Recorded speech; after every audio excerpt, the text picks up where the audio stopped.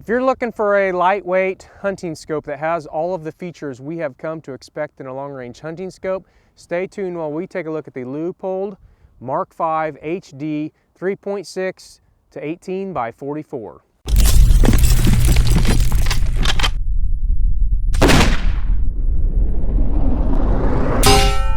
Ryan here with LongRangeOnly.com, and in this video we're going to take a look at the Leupold Mark 5 HD 3.6 to 18 by 44. For those that don't want to go to Leupold.com and get the specs, I'll put them right up here. I'll keep them up there for a few seconds. You can hit pause on the video and you can take a look, write those down, whatever. As far as the overall shape and size of the scope, obviously the specs will point that out, but it's very compact. It's one of the most compact scopes that I would want to use for a long-range hunting scope. It's right in line, it's size-wise, with the 2.5 to 20 NX8. And it's a little bit lighter. Like I said, we're not going to get deep into the specs. You can pause and read those. But the feel I did want to talk about. Side parallax knob, just like we have come to expect. This one is an MOA version. It does have a nice throw lever included that allows you to make quick power adjustments, and it does not interfere with the bolt handle. Now there's a lot of things that affect why this would or wouldn't interfere, like the zoom ratio, how quickly it makes power adjustments, and also what the max power is versus the min power, so the total zoom. But this one is very nice. It's not going to get in the way. It does have a capped windage turret, which I think I've come to prefer. I'm not really 100% convinced this is my favorite, but I do think I like them, and for right now I really appreciate them, because when I'm in hunting situations I usually hold for windage. Now that's not always the case. It really depends on how long I have and all those types of things. But if it's a quick shot where the animal I don't think is going to be there long, I range it 600, 700, 800 yards, whatever it is, I don't want to be messing with pulling, trying to figure out how much I need to dial and getting it dialed. So I'll just hold off for wind, make my elevation dial, and squeeze the trigger. Now in situations where you know you have a lot of time, ambush type situations, those types of things, then you might pull it off and dial the windage. In any case, they give you the option. And the windage turret is very nice. It's just as nice as this. You can hear the clicks very well. They're very tactile feeling, more like a ratchet as opposed to some of the other turrets that I have played with that feel more like a detent. But you're not going to get lost on the dial, and it's always going to go back where you want it. Okay, so we've talked about the size of it. We talked about the throw lever. We talked about the parallax adjust. It is a 35 millimeter tube, which I'm not a huge fan of. It doesn't leave you a lot of options for scope mounting situations. This I got Valdata VTACs, and they seem to be great scope rings, but it is a consideration. I probably would have preferred they stick with a 34 millimeter tube, but it is what it is. There are some options out there, just not as many as a 30 or 34 millimeter. Okay, let's talk about the glass. I know a lot of people get hung up on it. I don't really care, because over $1,000 I've yet to find a scope that won't do what we need it to do. The clarity and the light transmission capabilities, or the low light performances, have always been good. So it's hard for me to get really interested in it, but putting this on resolution charts, I would say it's in line with anything else that's going to cost $2,000. It's not, there's not a crazy difference, and depending on what day I actually took it out and what lighting situations I was in, it was a toss-up between this and the Night Force NX8 2.5 to 20, which I think is going to be the thing that most people are going to want to compare it to. I don't have a 18 power Zeiss V6 to compare it to, but based on the comparison of the 30 power Zeiss V6, it's comparable, but they're not really comparable. So it's really hard to get an apples to apples comparison with that. Low light performance, same thing. When I compared this side by side out, 30 minutes before sunrise and 30 minutes after sunrise, so would be the extremes of shooting times, legal shooting limits. This was very comparable to the Night Force NX8. I couldn't really tell a difference, even though this has got a 44mm objective bell and the Night Force has the 50. I couldn't tell a difference, so to me it would be a wash. I wouldn't pick one scope over the other just due to the glass. Let's get to the bread and butter, I think, of a long-range hunting scope, and that's the elevation turret. So it has a zero stop, which I consider to be standard nowadays. I wouldn't own a scope for long-range hunting without one. I do like that it's a lockable zero, so it's not going to go anywhere. So if you're doing a still hunting situation and you spot an animal that you want to take, you don't have to worry about checking either one of these because it's going to be on the zero. You just pull up, take your shot. Okay, and to get it off, you just push this button in and away you go. The turrets are very repeatable. They're very tactile feeling. It's more of a ratchet style feel as opposed to like a detent, like I would say the Night Forces are known for, and many other scopes like that. It's very nice. You're not going to get confused on how many clicks you've made if you're just counting clicks for whatever reason. That's not how I use them. I just go to the minute and go by visual, but you're not going to get lost there. And when you go back, that snaps out and you're back at your zero.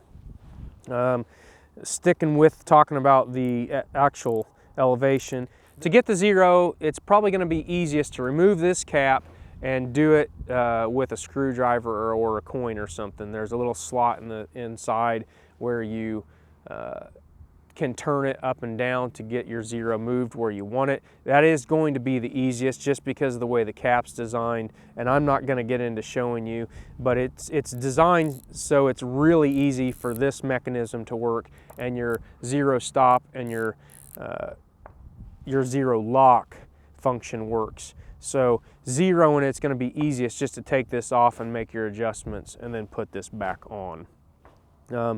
Okay, so let's talk about a couple of features here some people might find useful. I don't find it useful, but like I said, some people probably will. As you turn it past one elevation, this zero lock is going to go in, so now it's flush. And then you go one more and this little button here is going to pop up, so now you know you're at 2. So you dial back down, and then that zero lock comes back out, and you dial it to 0 and it locks into place. So those are actually some pretty nice features.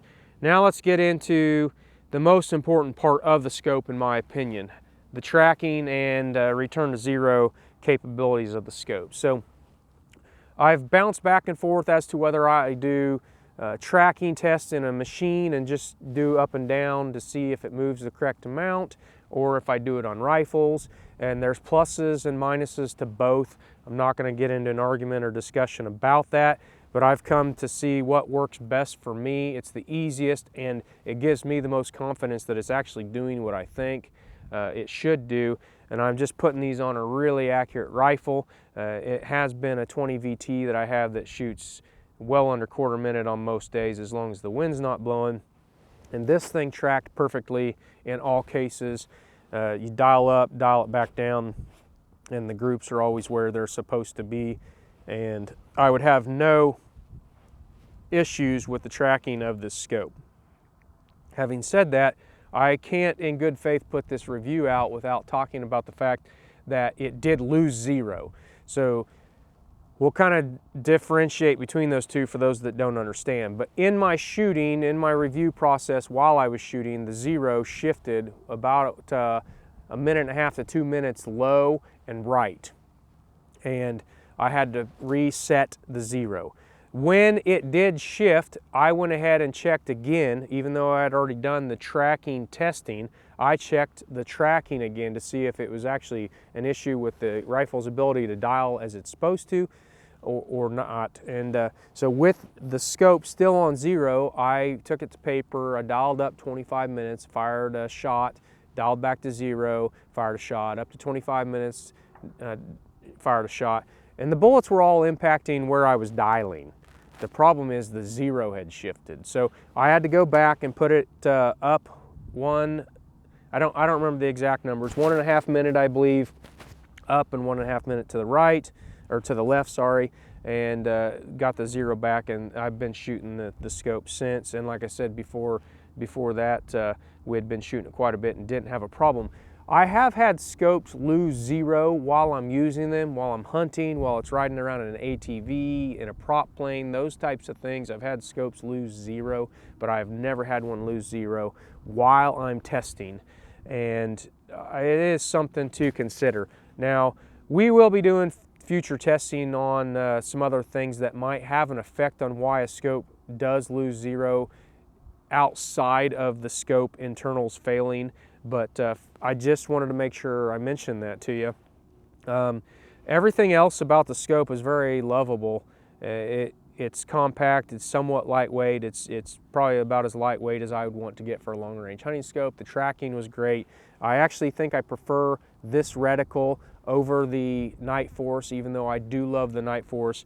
I personally wouldn't let that feature make me pick one scope over another, but the reticle is very nice. I will drop a picture of it into the video so you can take a look at that. And I think that pretty much covers it. Let's go ahead and rehash everything and who I think this is for. So